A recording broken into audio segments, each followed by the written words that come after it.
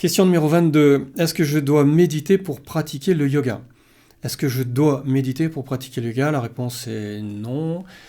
Dans la pratique du yoga, la méditation est un module à part entière, hein. Il y a 8 préceptes en fait dans la pratique du yoga, selon Patanjali.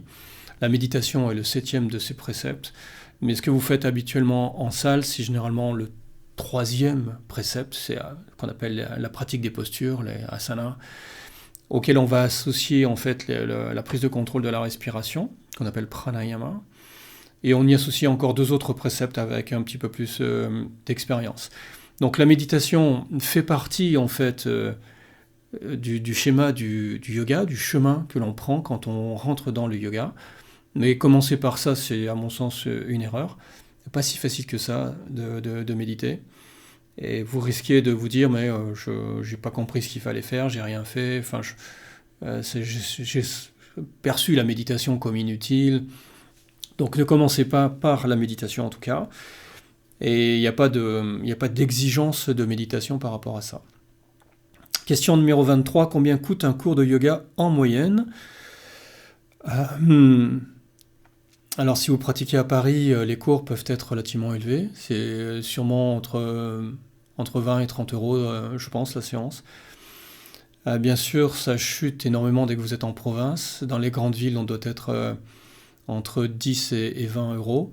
Alors c'est toujours pareil, si vous prenez une seule et unique séance, vous la payez au prix fort. Si vous prenez un abonnement, forcément c'est dégressif. Voilà, et après si vous allez dans des associations, en fait là c'est relativement bon marché. Donc à vous de voir, c'est pas de moins bonne qualité d'ailleurs hein, dans les associations. Donc à privilégier si d'aventure vous avez petit budget.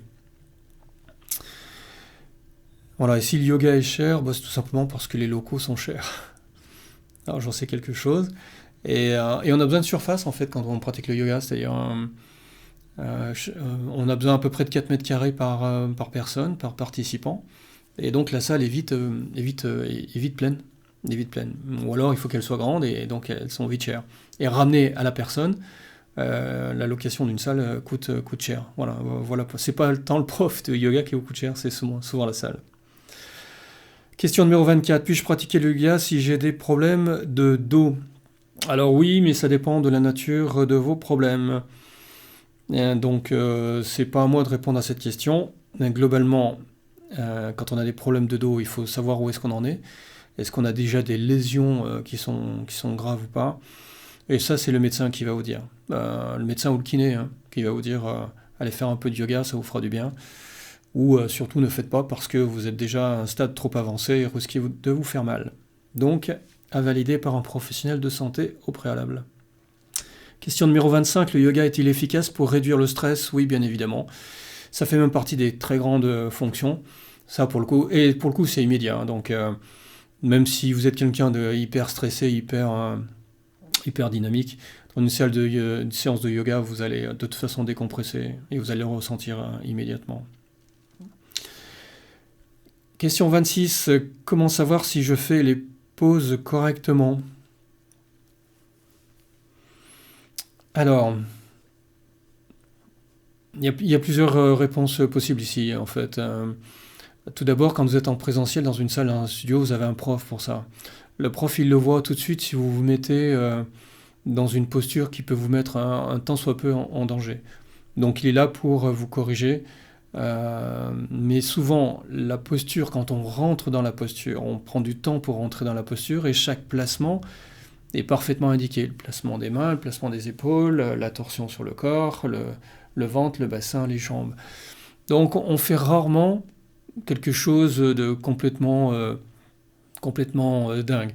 Sauf si vous suivez un cours, par exemple, à distance, et on vous dit passer du chien tête en haut au chien tête en bas, et vous ne savez pas trop comment faire, et peut-être que vous allez faire quelque chose d'assez instinctif et de maladroit. Donc, pour savoir finalement si vous faites correctement la pause, eh bien, il faut simplement la pratiquer régulièrement avec un prof qui de toute façon va prendre le temps d'expliquer systématiquement. Et après, on répète finalement sans arrêt les mêmes postures. Donc finissez toujours par savoir si le placement de vos mains est correct ou pas. Mais bien souvent, vous savez, la posture parfaite n'existe pas et on fait avec son corps, on fait avec sa morphologie. Donc tant bien même le dos n'est pas complètement droit, et bien on fait avec si on n'a pas cette possibilité de redresser son dos, de tirer ses épaules en arrière, ce genre de choses, hein. Donc faut pas trop vous acharner sur la posture. C'est pas tant la posture qui nous intéresse dans le yoga, c'est tout le chemin et le processus que l'on prend pour aller vers l'amélioration en fait, de la mobilité du corps qui permet de rentrer dans la posture correctement. Question numéro 27. Est-ce que je dois être végétarien pour pratiquer le yoga? Alors bon, cette question elle est bizarre. Le végétarisme est arrivé que très tardivement dans la pratique du yoga. Donc à l'origine, les yogis n'étaient absolument pas végétariens. Donc c'est arrivé très tardivement, hein, cette petite mode entre guillemets. Donc la réponse c'est non. Mais par contre l'hygiène alimentaire elle est stricte. Et l'hygiène alimentaire c'est pas le végétarisme, hein. Donc vous trompez pas sur le sujet. Question 28. Y a-t-il des risques de blessures en yoga? Oui quand même. Oui, quand même. Donc, les risques de blessure arrivent quand votre corps est déjà mal en point, que quelque part vous êtes déjà un petit peu abîmé, vous avez déjà des lésions dans le corps et vous pratiquez une posture qui va aggraver la lésion. Donc ça, oui, c'est du domaine du possible. Donc faites toujours attention à ça. Au niveau de la colonne vertébrale, c'est essentiellement là que les problèmes peuvent arriver, hein, si vous êtes en début d'hernie discale et si vous arrondissez le dos sans arrêt. C'est pas favorable à votre blessure et vous risquez donc d'aggraver en fait une blessure existante. Après, il y a les risques de chute quand on fait des postures en équilibre. Voilà. Donc toutes les postures d'équilibre, faites bien attention, n'hésitez pas à vous rapprocher d'un mur pour vous tenir, vous mettre en appui, n'ayez pas honte de cela sur ces postures où on peut effectivement tomber. Question 29, puis-je faire du yoga si je n'ai jamais fait de sport? Oui, bien sûr, c'est même une forte recommandation.